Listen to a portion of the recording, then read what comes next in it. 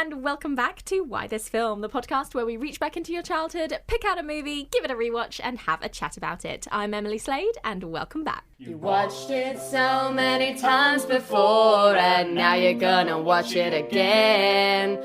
But it's been so many years since you last saw it, and now you show it to your friends, and they're like, what? What am I watching? Why this? What is this? Why this film?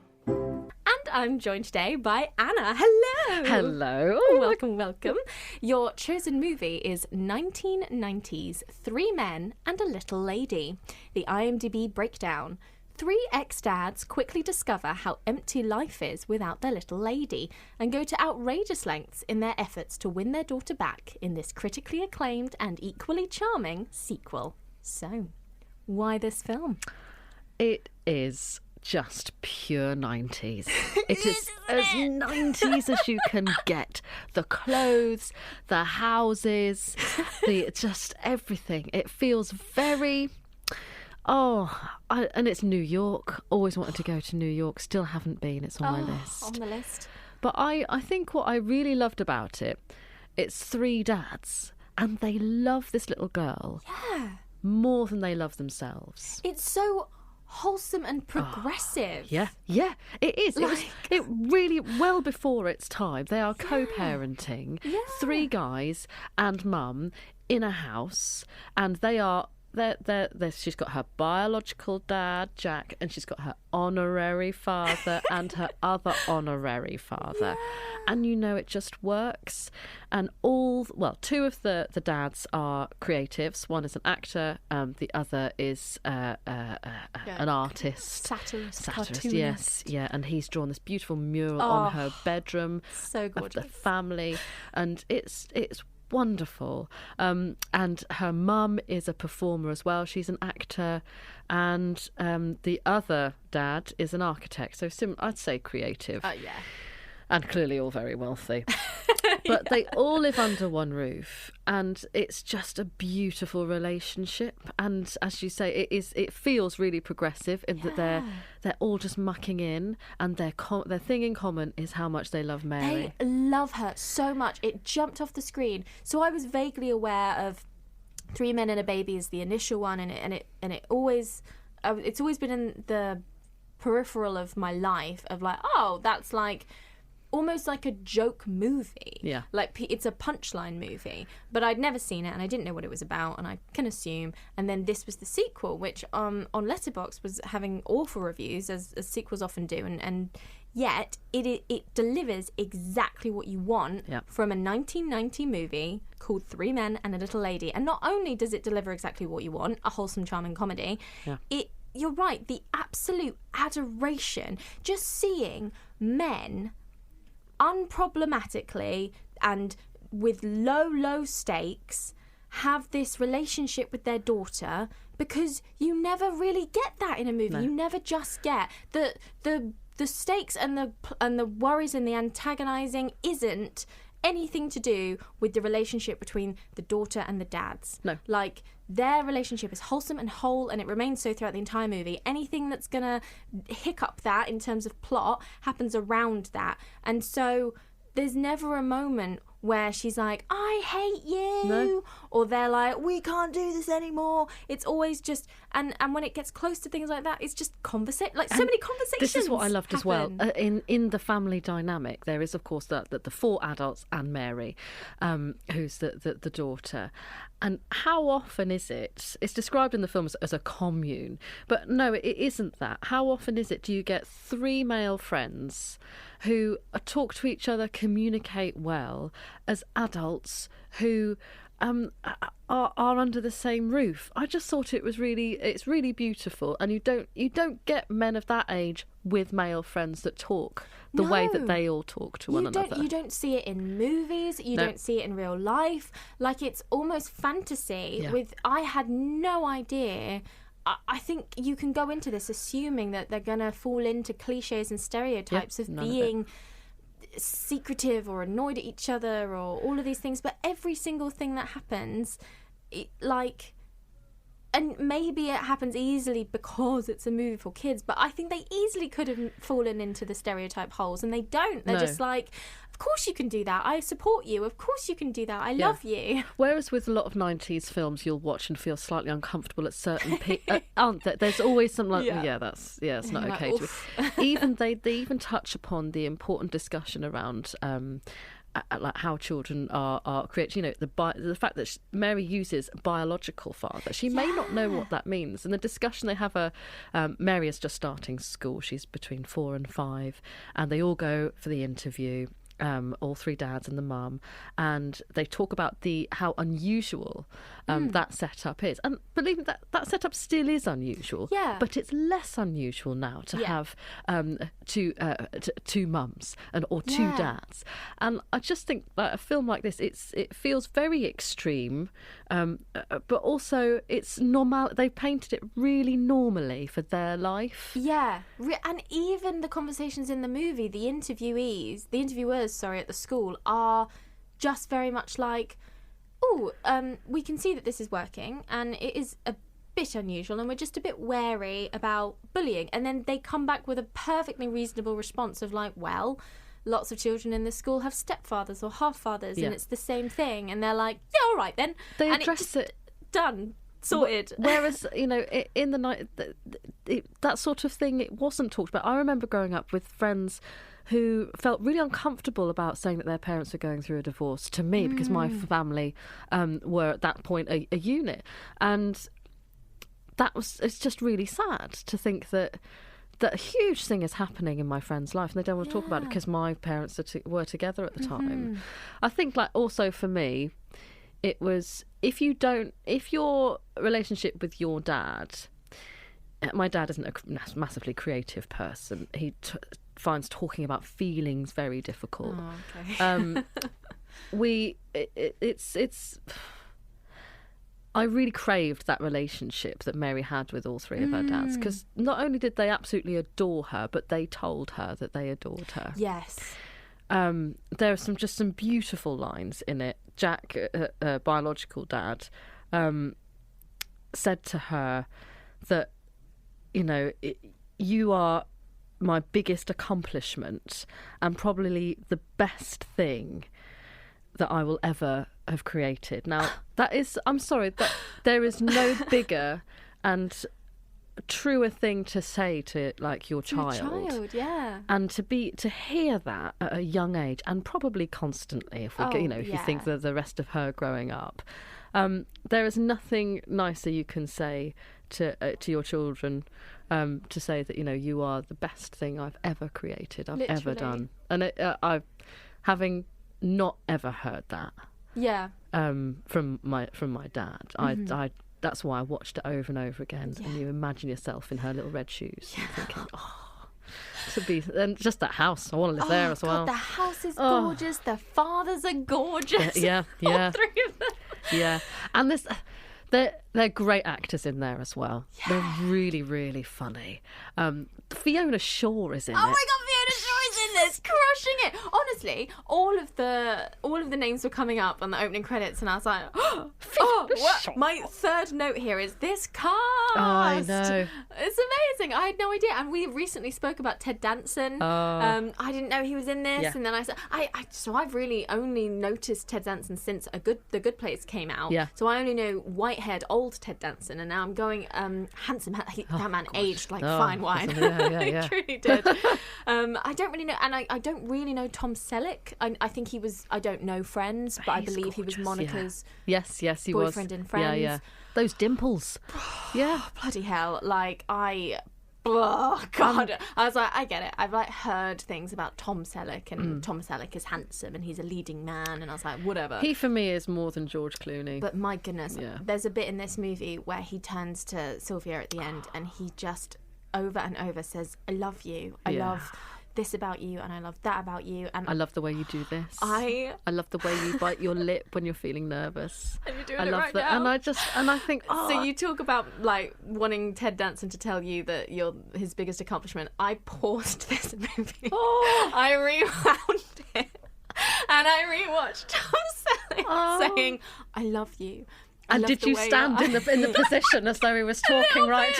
I was like, Emily, I'm craving this. Talk to me. This like healthy, normal, sweet, sincere. It's a kids movie, and people always. What I love about this podcast is so often. You think kids' movies are going to be phoned in and they're going to be half-assed because who gives a shit about kids? They're kids, they're stupid, they don't care, they don't know. But no, every single kids' movie is way better than anyone gives it credit for, and the acting in this, it is so funny. They pull off every joke that is given to them, and his acting at the end... is so sincere and so real that I had to rewind it. It is. Even me now, like I'm getting goosebumps over it.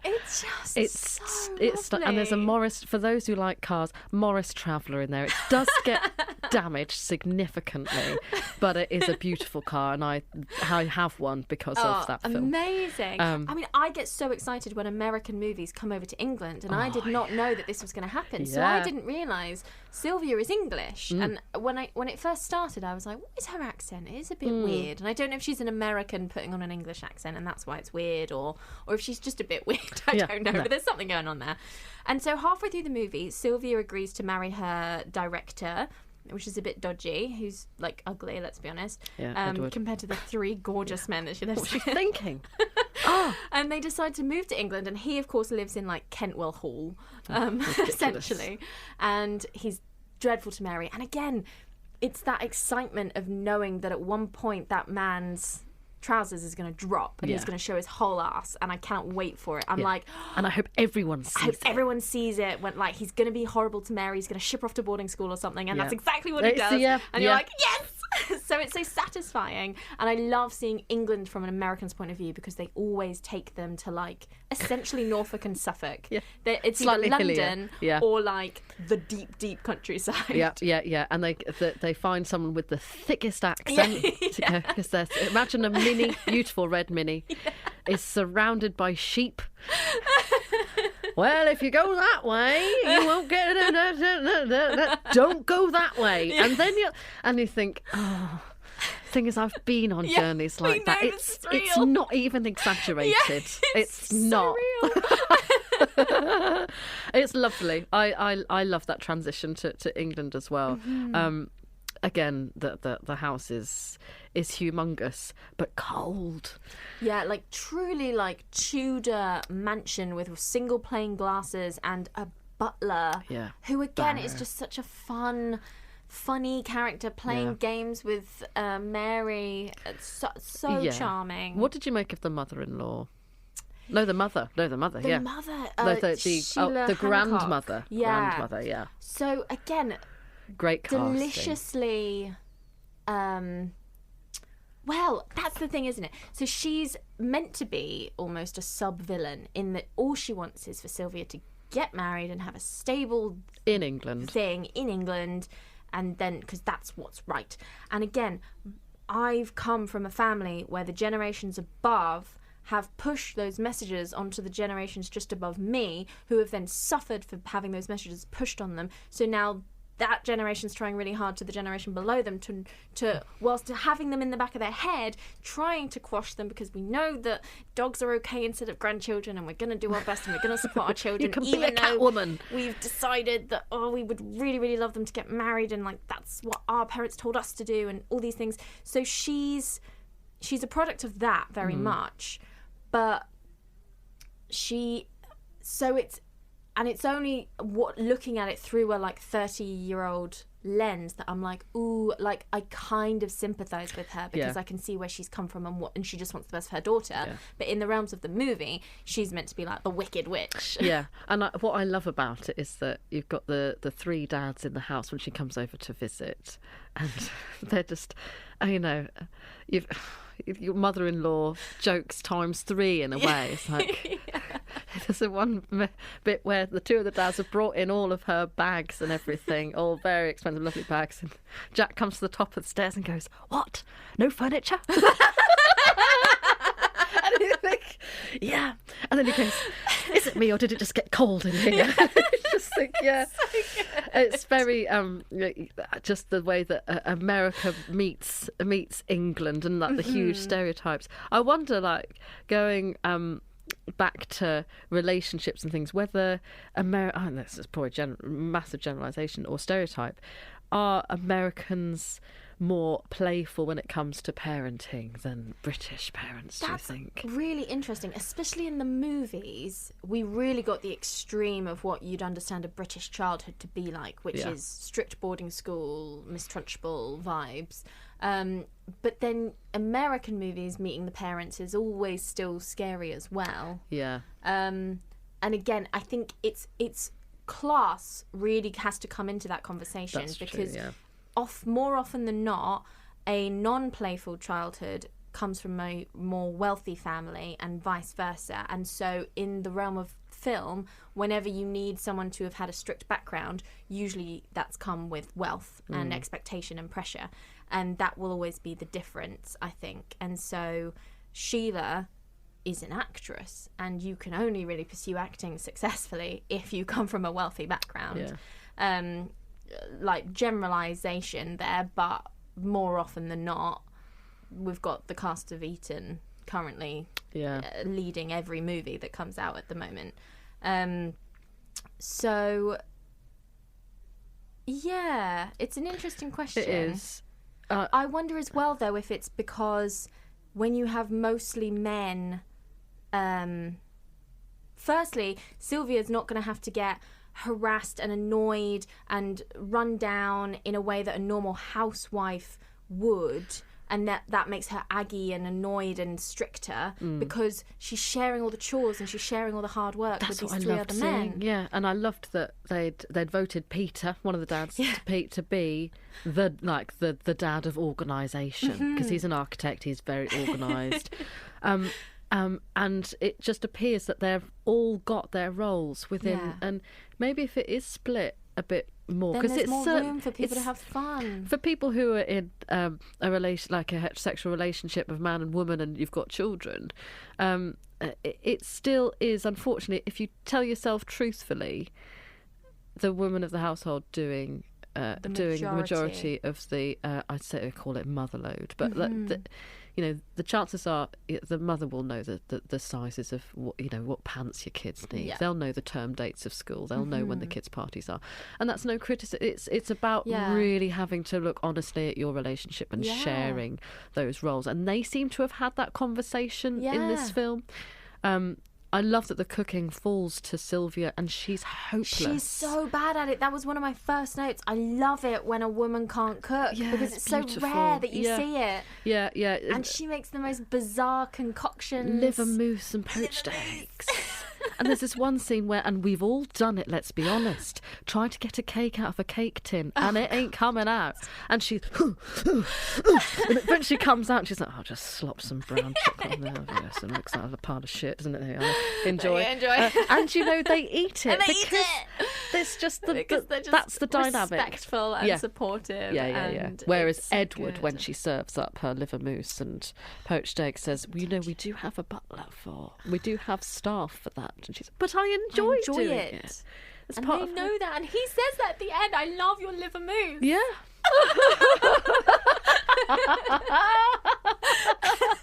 We're a mess.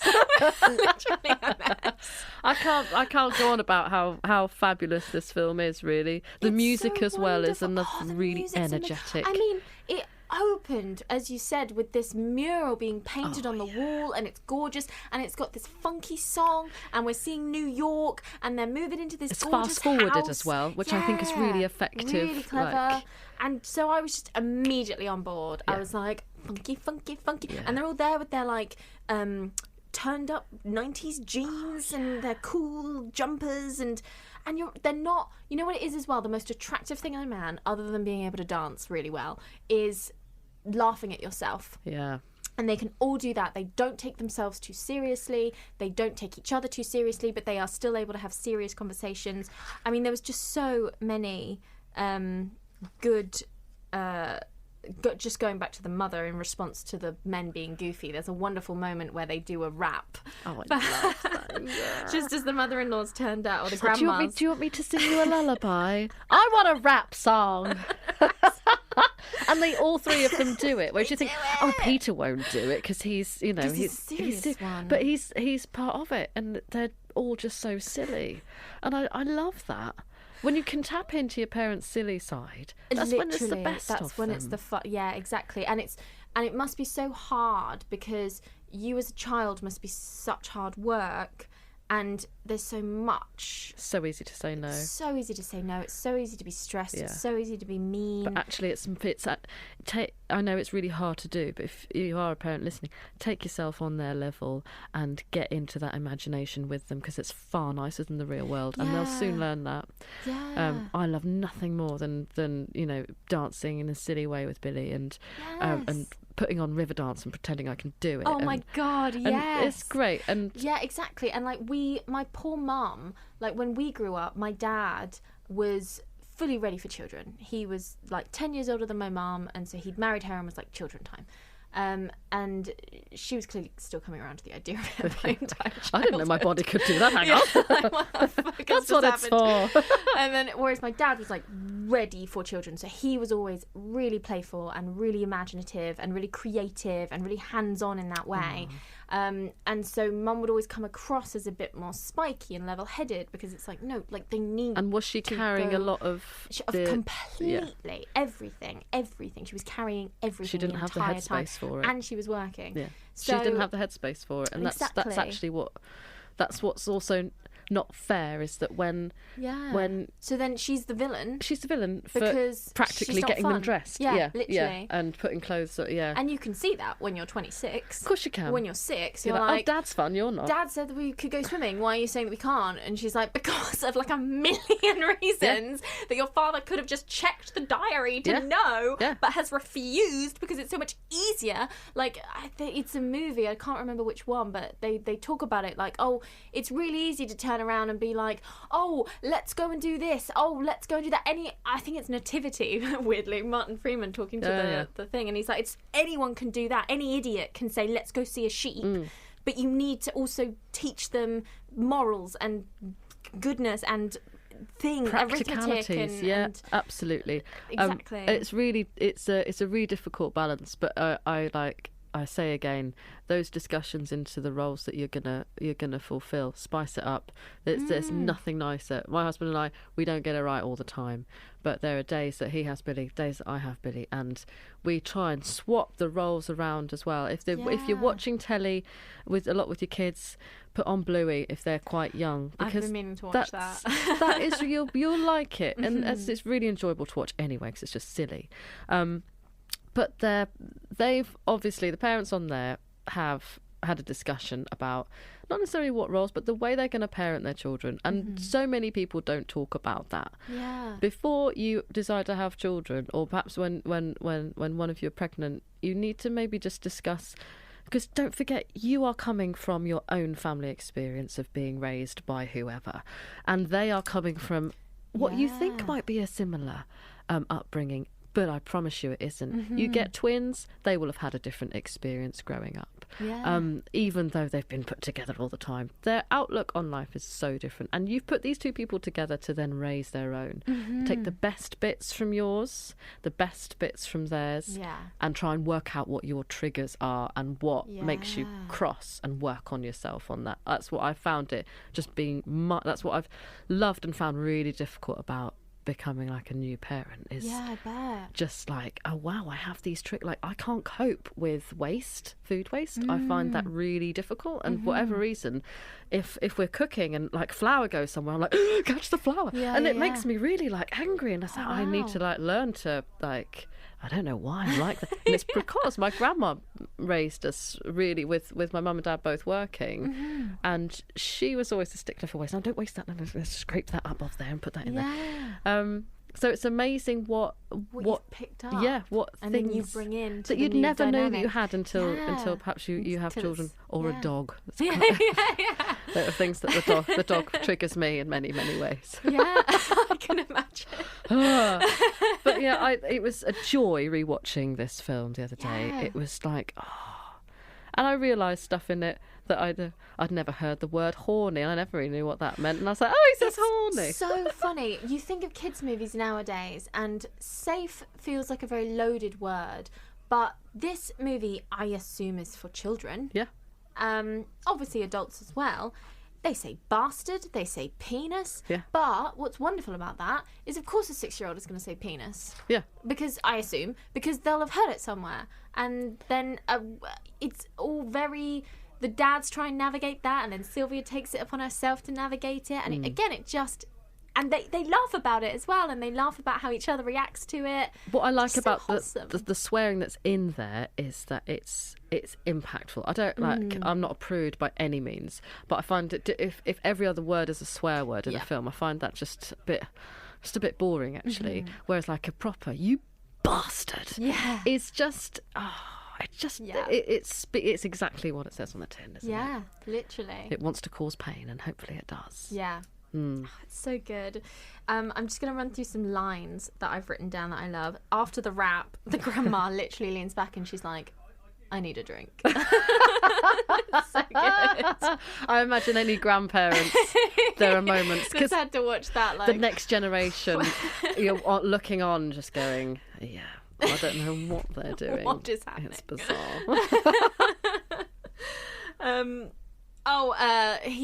Edward, the new husband, has a go at Ted Danson and behind his back, and says that his acting's not very good in commercial. He couldn't act constipated very well. Ted gets really riled up and he's like, go on, you do it. You act constipated. I just found that really funny. There are funny bits in that. Because he also says, like, truthfully, says, when you were constipated on that time, I really believed. And he does start taking that as a compliment. And then everyone else is like, huh? It's really clever. It's very funny. It's such good stuff. And Sylvia does a classic slap at one point. She gets really riled up and slaps, which is always a really interesting conversation. Yeah. And Ted Danson responds with, well, they're for it now. They love each other. I still love the first woman that hit me. Yeah. It's so funny. And probably and true. It's, in this case, true. Oh, it's definitely true. I like that they have that really honest conversation later on of like, you love her. Yeah. And it's like this epiphany that hits him. It's like, yeah. But she doesn't, and they answer all of these questions about what type of love there is. Yes. It's the Greeks, isn't it, who've got like 7 different words for love. Yeah. And they just describe so beautifully. They do all love each other. They say it as well. I've got a note here, men saying they love each other. Yeah, you say, I love you. You're a great friend. You need to say stuff men like that. Don't say they love each other. Even Lord of the Rings, which is one of the greatest male friendships, they don't say they love each other, I don't think. Maybe they do. But like men saying they love each other. You'd remember it if they said it. It was a huge thing as well when Colin Farrell recently took his Golden Globe for The Banshees of Inisherin, and he said, I love you, Brendan Gleeson, I love you. And it's like, yes, more men should tell each other that they love each other. Yes, they should, and they do in this film, and it's from 1990. I know, yeah. I wonder if they felt, I don't know. Did they know? It's so funny because it's like, was this a joke? Was all of this meant to be a joke? Is it meant to be a bit quirky that they say that they live together, that they say they love each other, or was someone really onto it and being like, I'm going to do the most wholesome thing? Yeah, because it is wholesome. There's no piss take in this. Yeah. There is like there are moments where Tom Selleck is particularly just it's just beautiful acting. It's just honestly, the acting in this film is above and beyond. It's so good. And you think, like, no, director, if you were going to try and do it as a piss take, you'd be like, oh, well, I need to change that. And, it's not like that at all. It's beautiful. He's beautiful. Really wonderful moment where Ted Danson dresses up as the vicar to try and mess up the wedding at the end, and he's got these horrible prosthetics on, and he doesn't look like actual old man Ted Danson at all. He looks gross and awful. But then there's a wonderful reveal where it's like, haha, the marriage is not real because I was a fake vicar the whole time. Also, that wraps up my little arc of everyone thinking that I'm a shit actor and I'm not a shit actor because I duped all of you. But he's like ripping off all all of the prosthetics in the most dramatic. He like rips his ears off and hands it to the vicar. Gorgeous, then he rips his mouth off. I wonder how many times he did that. And it's just fantastic. And then again, it is just followed up, quite reasonably so, by another absolutely fantastic line from Sheila Hancock. I've died and gone to hell. I've died and gone to hell. Another bit I love from the wedding scene is when is when Edward's butler starts standing up and down. I'm doing a wave. I'm starting a wave. And it goes on for so long. We've just cut to the audience of the wedding as we're waiting for the vicar to show up and we're waiting for the groom to show up. And he's just standing up and sitting down. And lifting his arms. And sitting down. And the people next to him are sort of looking at him. And you are, as a member of the audience, like, what the hell is he doing? Is he like looking for something? Is he trying to get someone's attention? And then he just turns to the person next to him. I'm trying to start a wave. It's so funny, and it holds nothing to the plot. No. But it's a genuinely funny moment. Like, whoever, like, was that improvised? Like, I don't know. It was fantastic, He's a great actor. though. Yeah, he So played good. being old superbly. So well. I going to the boarding school Pileforth Academy. Oh my God. Wasn't it horrible? And like, people still go to these schools. Yeah. And I know that opens up a huge can of worms. Yeah. And that's fine with me. But I know that I could never send my children to Complete silence in the dinner hall. Yeah. Rigid walking rigid, down the corridors. Uniforms. Yeah. It's like no personality, no nothing. And yet Fiona Shaw, who's the headmistress, is like batty. Yeah. She's completely batty. So it's like, well, why aren't you installing any of that energy into It's what she's known. this? It's what she's known, isn't it? That's thing? yeah. Like nightmare school. It reminded me of the Demon Headmaster, like how that used to. Really, really It's odd weird. and off-putting, which is great when it's like that's the villain of the piece, Yeah. like being sent to boarding school. But she's a great character in it. And I love her. that the headmistress comes around, and she's so Yeah. game as well. She thinks Tom Selleck's coming for her, and then he's not, and she's like, "Oh, no worries, we'll go and save But your wedding." he is so gentle to her, though. I think he could have told her the truth a lot earlier. Yes, obviously. I was a little bit like, just put her out of her misery, for God's sake. Yeah, but I loved how he said, he was really kind to her, said, you are a really attractive lady. And he says that so sincere. So sincere. To the point where she goes, I know. and you think, yeah, good for you. You should know. Yeah. Because every You woman is are. beautiful. And you Yes. damn well are as well, even though you're Yes. bonkers. In fact, it's because you're bonkers that you're so beautiful. Exactly. You're so mad. She should go out with Edward. There we are, solved it. No, she No one's- deserves better. yeah, she does than actually. Edward. Edward's horrible.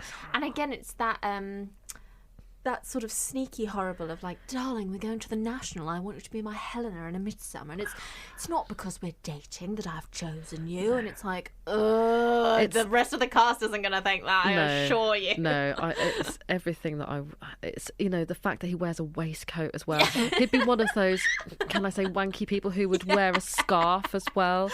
Like a white short scarf. You think, oh, God. off. And he'd flick it and go, darling. And you'd be like, bleh. Yeah. That's horrible.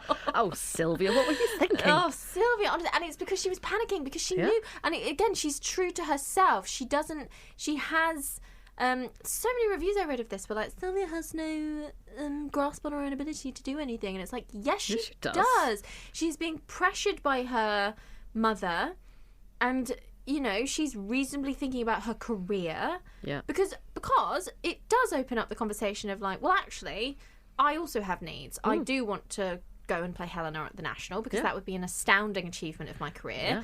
And if I'm able to do that, that's great. But my daughter 100% comes first, to the point where she was going to turn it down.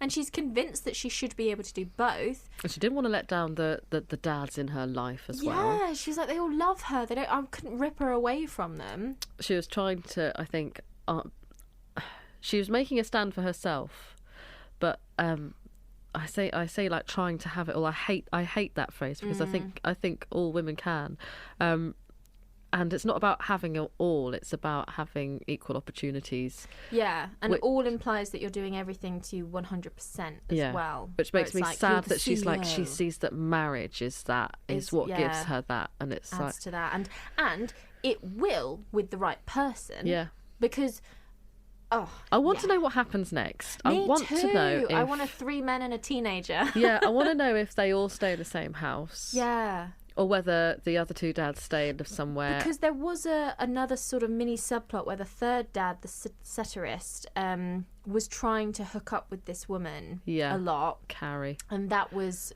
a struggle with the child in the house.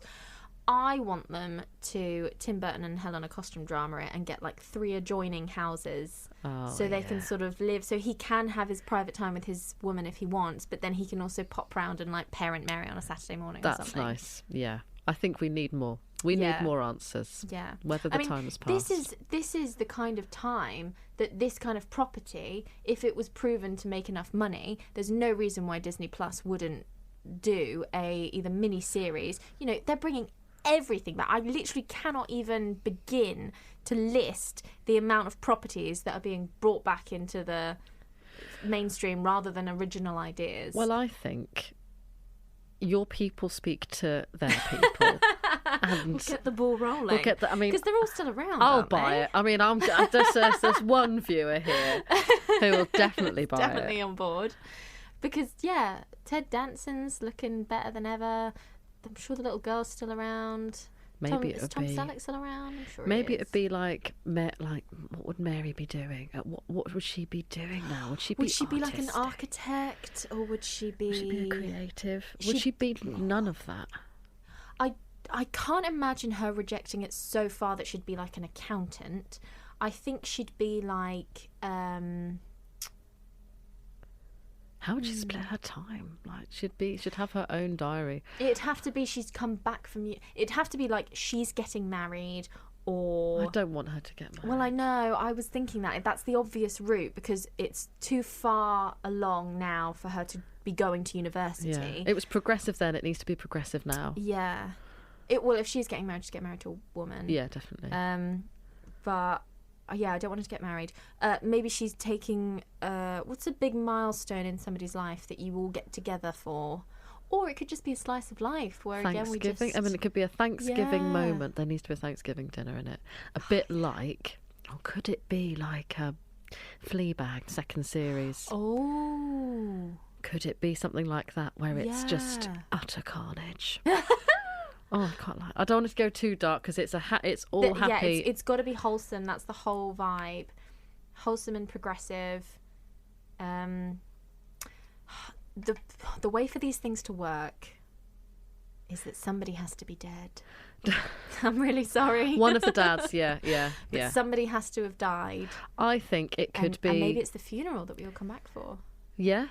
And I think maybe it needs to be like the strain of Sylvia and Tom Selleck's character of like she's left home. All kids are leaving home, or maybe they didn't have any more children and face that journey together. Yeah. Or maybe they're still like fostering or adopting and it's utter carnage. Oh yeah, like the Steve Martin one when he's got like 1 million kids. Yeah. Something like that. I don't know. Yeah. Leave it with us. I mean, we've got ideas. I definitely think there's scope for it. I think there's an audience for it. I think it's time for it. And it's the perfect sort of IP to bring back. Yeah.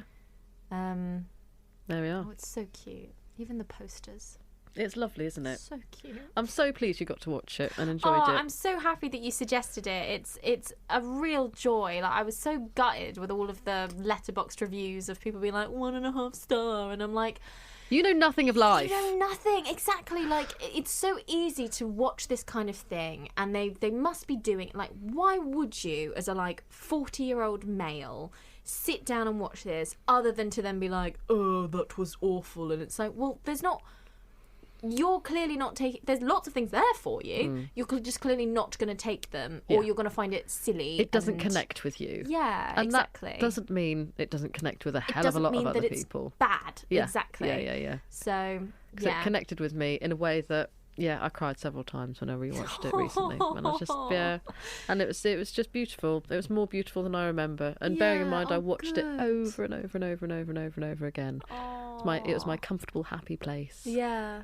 I love that. And I take from that, like, I hope to be as fun a parent as I can be. Yes. Like they are with dear Mary. Yeah. Lucky girl. Are you going home this afternoon and I want to give him starting a big mural? hug. Yeah, I'm gonna write on all the work. My husband will go mental. The thing is, I can't draw.